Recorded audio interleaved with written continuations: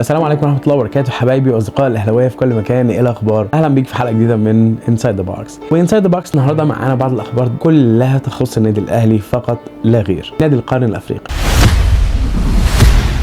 فاول خبر معانا بيقول ان خلاص الحلم اللي الجماهير بقالها سنين بتحلم بيه قرب ان هو يبقى حقيقه على ارض الواقع، بعد سنين من المفاوضات وسنين من جمع المستثمرين وتوفير الاموال وتوفير الارض. النادي الاهلي بيصدر الستار عن استاد الاهلي الجديد. تفاصيل والتصميم الخاصه بالاستاد هتكون ان شاء الله في مؤتمر عالمي يوم 14 ان شاء الله رب العالمين في معبد حتشبسوت في الاقصر، وكمان هيتم فيه الاعلان والكشف عن النسخه الاصليه من كاس العالم للانديه اللي هتوصل القاهره ان شاء الله على متن طائره خاصه يوم 13 ان شاء الله رب العالمين. وكمان على حسب التقارير ان الموضوع مش هيبقى استاد بس، ده هتبقى مدينه رياضيه فيها مولز وفيها جامعه وفيها نوادي وفيها هتبقى حاجه كبيره جدا يعني. فاكيد في lots of money هتلاقيها موجوده هناك، عشان ما حدش يجي يقول لنا بعد كده النادي الاهلي بيجيب فلوسه منين. يا راجل كبر مخ. بيتقال ان المشروع كله هياخد حوالي عن 4 سنين للتنفيذ. الاسد المغربي والمنضم حديثا لصفوف النادي الاهلي بن شرقي. طبعا بن شرقي كان جاي من نادي الريان وكان عنده اصابه خفيفه في العضله الخلفيه، وطبعا هو كويس وجاهز للمباريات دلوقتي وبدا ان هو يشارك في تدريبات جماعيه، وحتى كلنا شفنا الصور بتاعته في تدريبات النادي الاهلي لاول مره. كان عندنا امل ان ممكن يكون عنده القدره ان هو يلحق بماتش بتروجيت ان شاء الله يوم الخميس، ولكن للاسف هم هيحضروا لي الماتش اللي بعد كده، ماتش غزل المحله يوم 11 او 12 تقريبا، هو يوم 11. طبعا الدكتور احمد جواد الله مش عايز يغامر ببن شرقي وعايزه ينزل الملعب وهو في كامل لياقته البدنيه. ابن كولر، ايوه زي ما سمعت كده بالظبط، ابن كولر مودست يا جماعه. مودست اللي كان مارسيل كولر مصر عليه اصرار غير طبيعي. مش كده وبس، ازيدك من الشعر بيت. مودست كان بياخد من النادي الاهلي تقريبا $1.5 مليون في السنه، يعني هو جه عمل مستقبله عندنا في سنه. كم انا حزين عليك يا شباب مصر والله. مودست لقاله نادي، كان من ساعه ما النادي مشي من النادي الاهلي وهو ما فيش نادي اصلا عارفه ولا راضي انه يتعاقد معاه، بس هو تقريبا لقاله نادي، وتقريبا الله اعلم هو اللي دافع من فلوس الغلابه اللي عندنا علشان يلتحق بالنادي ده. مودست بيلعب دلوقتي في نادي اسمه انتر سيتي، حتى احنا عمرنا ما سمعنا عنه. نادي انتر سيتي ده كل معلوماتنا عنه ان هو بيلعب في دوري الدرجه الثالثه في الدوري الاسباني. ثالثه يا كولر ويا مجلس الاداره، لان بصراحه مش هلوم كولر لوحده، انا هلوم مجلس الاداره ان هي وافقته على الهبل اللي كان بيعمله ده.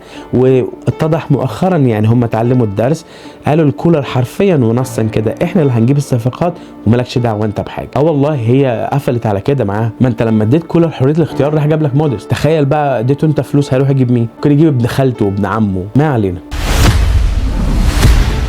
اكرم توفيق، من الواضح كده ان اكرم توفيق علاقته بجماهير النادي الاهلي وصلت لطريق مسدود. طب ايه السبب في الموضوع؟ السبب في الموضوع ان اكرم توفيق كان بيستخدم كارت نادي الشمال القطري علشان يضغط بيه على اداره النادي الاهلي انها تجدد له بالمبلغ اللي هو عايزه. وطبعا احنا عارفين ان الامور ما بتمشيش كده، انا عندي سقف رواتب للعيبه، عاجبك مش عاجبك الباب بيفوت جمل، وياما عملناها كتير قبل كده. فطبعا الاخبار دي لما اتسربت في الميديا والجماهير بدات انها تعرف عنها، اكرم توفيق قل جدا في نظر كل الجماهير، وما بقاش في ماتش دلوقتي الا لما الجماهير تقعد يعني تهزق اكرم، مش عايزين نقول تشتم. الاقرب في الموضوع ان هو ينتهي على رحيل اكرم توفيق، وما اعتقدش للاسف ان اكرم هيكون له مكان تاني في النادي الاهلي، هي خلاص خلصت كده. وهي يعني كون واحد من الناس اللي كررت سيناريوهات احمد فتحي ورمضان صبحي واكرامي ومن على شاكلتهم. فبصراحه هي خساره، والله هي خساره بجد، لان طموحات وثقه جماهير النادي الاهلي في اكرم كانت كبيره جدا والعكس صحيح. يعني بصراحه يخرب بيت الفلوس اللي تعمل في الواحد كده.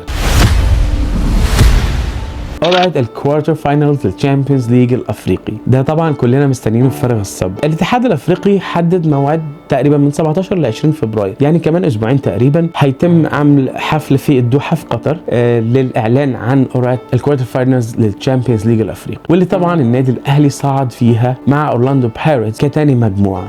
والفرق اللي محتمل النادي الاهلي ان هو يقابلها عندك جيش ملكي، عندك الترجي التونسي، وعندك الهلال السوداني. فقول لي بقى في الكومنتس تتمنى النادي الاهلي يقابل مين في الثلاثه دول وليه. فان شاء الله بعد اسبوعين هنعرف منافس النادي الاهلي في الكوارتر فاينلز دور الثمانيه لدوري ابطال افريقيا. وكمان المباريات دي تحدد ميعادها هيكون يوم 28 29 3، ده مباراه الذهاب، ومباراه العوده هتكون بعدها باسبوع. طبعا كلنا عارفين ان مباراه الذهاب للنادي الاهلي هتكون على ارضه لانه تاني المجموعه، ومباراه العوده هتكون بره ارضه. فنتمنى، انا عن نفسي اقابل الهلال السوداني، لان الهلال السوداني ما بيلعبش على ارضه في السودان، بيلعب تقريبا في موريتانيا حاجه زي كده. هتبقى بلس، يعني هتبعد نفسك عن الضغط الجماهيري.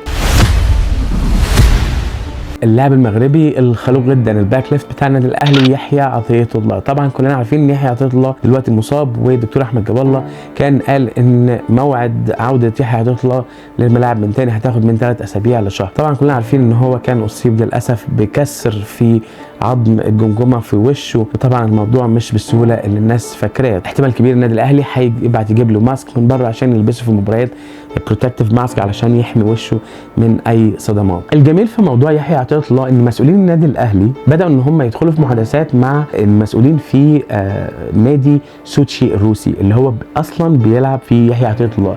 طبعا كلنا عارفين ان يحيى عطيه الله جاي اعاره للنادي الاهلي 6 شهور دول او حتى نهايه الموسم، والنادي الاهلي عنده رغبه ان هو يفعل بند الشراء ان هو يشتري يحيى عطيه الله. طبعا كله هيعتمد على المقابل المادي. كذلك الامر يحيى عطيه الله ابدى سعادته واستعداده للبقاء في النادي الاهلي كلاعب ضمن صفوف الفريق. طبعا عنده طموح ان هو يلعب كاس العالم للانديه.